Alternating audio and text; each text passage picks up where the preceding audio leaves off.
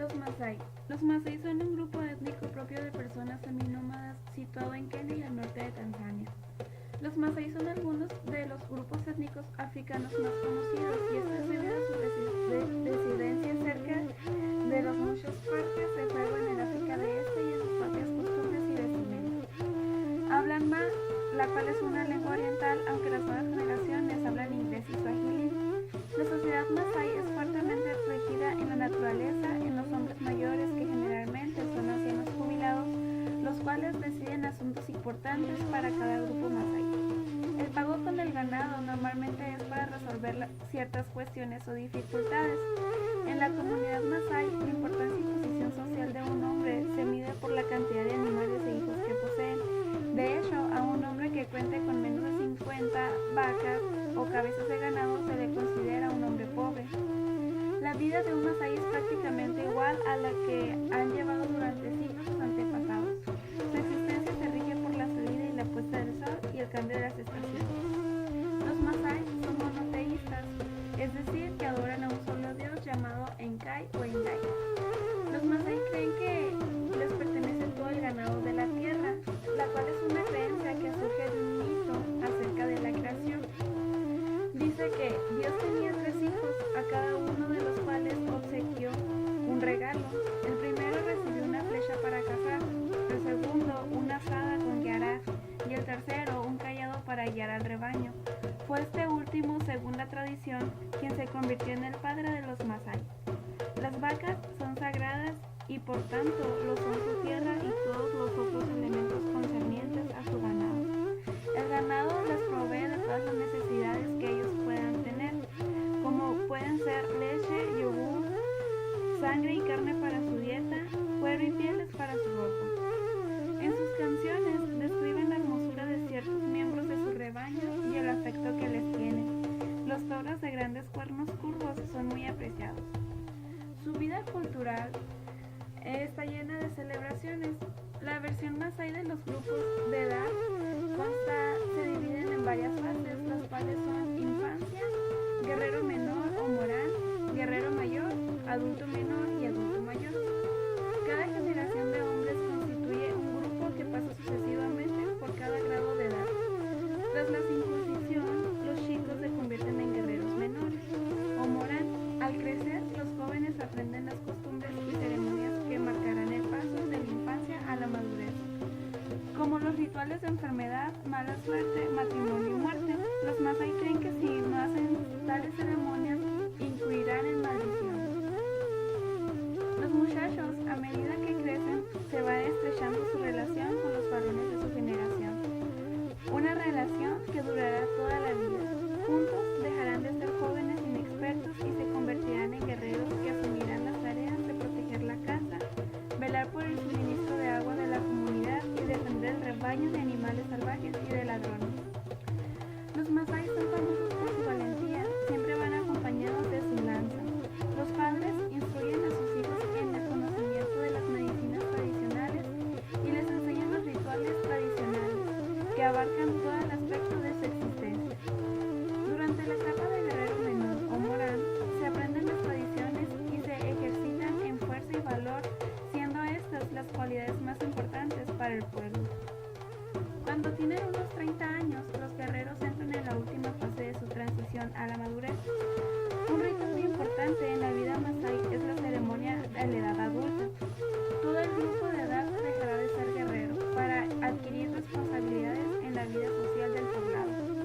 Para esta ceremonia, llamada Eunoto, los guerreros pintan sus rostros con pintura rojiza, símbolo de la ferocidad del guerrero. Dejan sus lanzas y solo van armados con largos palos. Se sacrifica algún buey en el recinto rodeado por las chozas que han construido las madres de los guerreros y se celebran festivas danzas. La celebración llega a su momento más importante cuando las madres se disponen a cortar el cabello de sus hijos.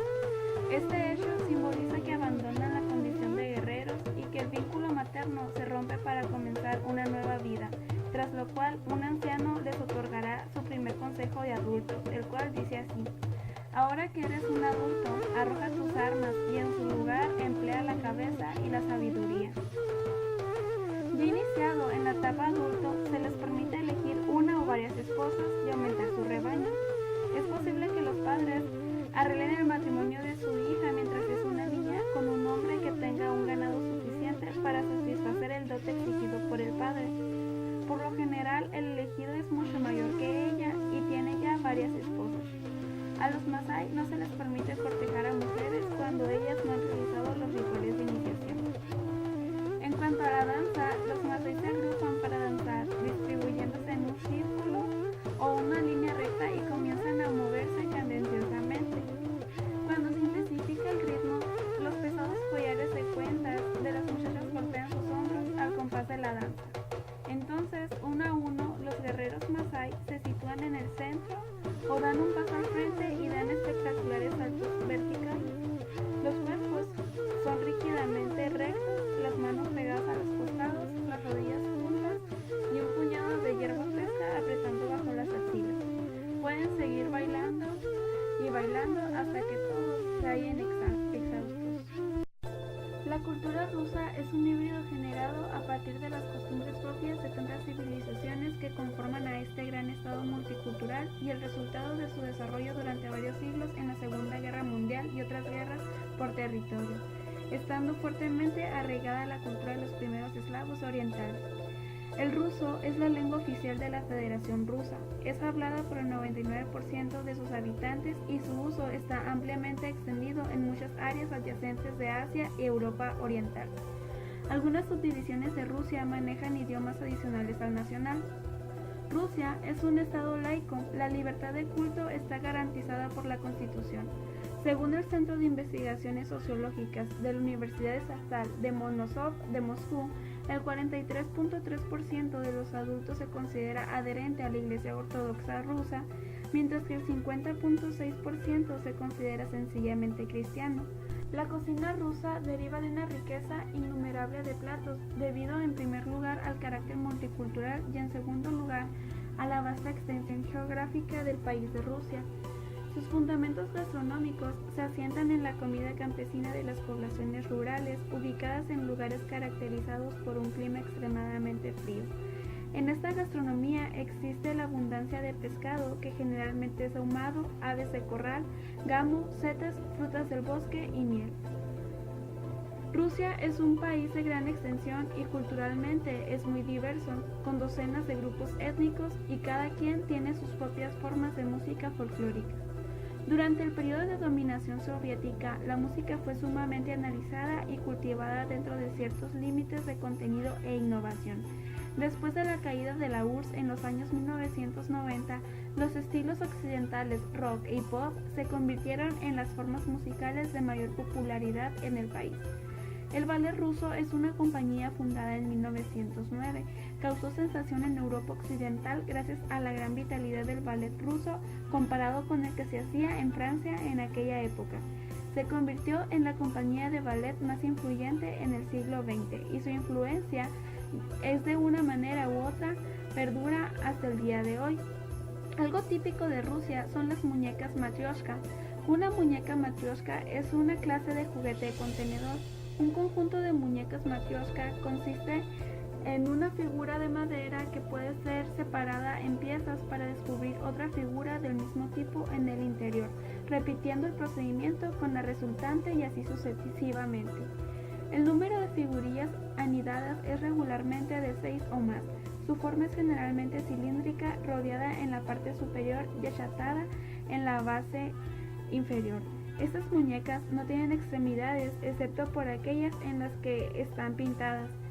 Cada muñeca es matizada manualmente y sus diseños pueden ser sumamente elaborados.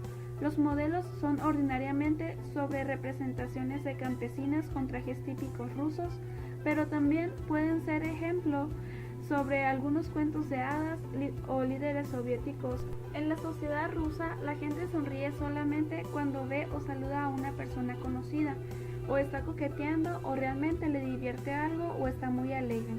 Los rusos no sonríen por la cortesía o a la gente desconocida, y no hay que tomárselo a mal, no significa que estén enfadados o enojados, simplemente así es la costumbre social. Algunos rusos pueden parecer demasiado reservados, cautelosos, fríos con desconocidos.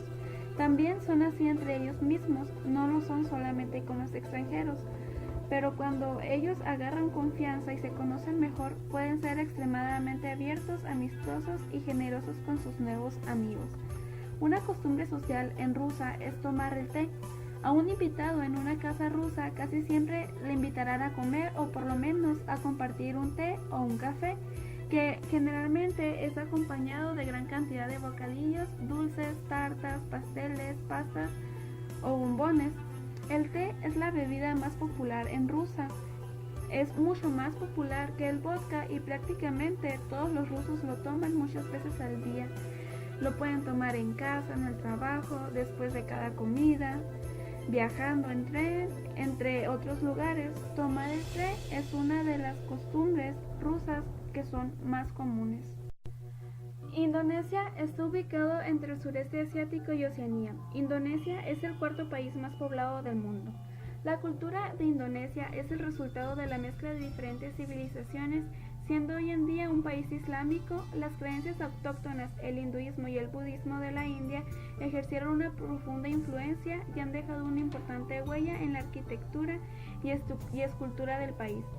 Las islas también han sentido la influencia de las culturas polinesia y de Asia suroriental, así como la de los chinos y holandeses. La influencia árabe empezó a cobrar más importancia a partir del siglo VII, sobre todo a través de las enseñanzas del Islam. La Constitución de Indonesia garantiza la libertad de religión siempre que sea una de las 5 religiones oficiales, como son el Islam, catolicismo, protestantismo, budismo, hinduismo y bajo el credo de Pancasila, entre otras cosas. Defiende por igual y da el mismo trato a todas las creencias. El Islam en sus diferentes manifestaciones es la fe de aproximadamente el 88% de la población. Entre los demás grupos religiosos se pueden señalar la presencia de más de 17 millones de cristianos, sobre todo protestantes, y más de 1.5 millones de budistas, y la mayoría son de origen chino. El hinduismo, que en su pasado tuvo una gran importancia, está confinado a la isla de Bali y en algún punto remoto del este de Java. El Islam en Indonesia es similar al Islam en los países árabes. Los indonesios son un pueblo extremadamente abierto y pacífico, con una base hindú y budista muy sólida por la cual se acogió al Islam hace 5 siglos. En general, existe respeto y tolerancia entre aquellos que profesan religiones distintas, aunque en momentos puntuales, siempre motivados políticamente, ha habido enfrentamientos entre musulmanes y cristianos.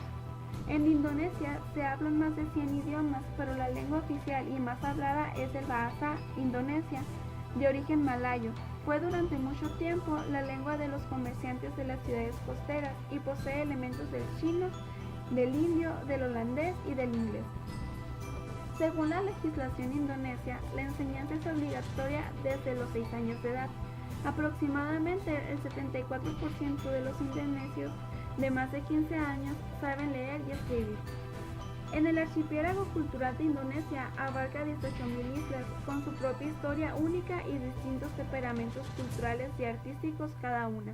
Esta diversidad en la fibra moral de las numerosas islas ha dado luz a los centenares de diversas formas de música que se acompañan a menudo de danza y teatro. Para saber más sobre la música y para bailar en Indonesia es importante entender las varias influencias culturales que han formado eventualmente el país. Si bien sus orígenes fue fundada por los sistemas musicales de China, India e Indochina, su evolución es independiente y totalmente diferenciada. La música de Indonesia no tiene sentido separada de la poesía o la danza y es en general de carácter mágico y religioso, tomando formas de representación teatral. La danza en Indonesia se cree que pudo haber comenzado como una forma de adoración religiosa. Hoy, aunque las influencias modernas continúan entrando calladamente, las viejas tradiciones de la danza y del drama todavía están bien resguardadas. En tiempos pasados, estas manifestaciones musicales fueron realizadas en las cortes reales para entretener. Sin embargo, ahora estas danzas han alcanzado a amplios estratos populares de las cortes incluidas y han incorporado una forma más espontánea de expresión. En cuanto a la gastronomía, la cocina de Indonesia refleja la variedad extensa de gente que vive en las 6.000 islas pobladas que componen Indonesia. La cocina indonesia es tan diversa como la cultura y ha adquirido influencia culinaria de muchas fuentes. A través de su historia, Indonesia ha estado implicada en el comercio debido a su localización y recursos naturales. Las técnicas indígenas y los ingredientes de Indonesia, por lo menos en las partes de Malasia, son influenciados por la India, el Oriente Medio, China y finalmente Europa. En Indonesia occidental y central, el almuerzo principal se cocina generalmente por la mañana y se consume alrededor del mediodía. En muchas familias no hay hora establecida de comida y se espera a que todos los miembros la atiendan. Por esta razón, la mayor parte de los platos se hacen de tal forma que puedan durar y seguir siendo comestibles aunque sean dejados sobre la mesa a temperatura ambiente durante mucho tiempo. La mayoría de las comidas se elaboran alrededor de una pila cónica de arroz de grano largo. Una comida puede incluir una sopa, la ensalada o los alimentos comúnmente salteados con ajo y un platillo principal.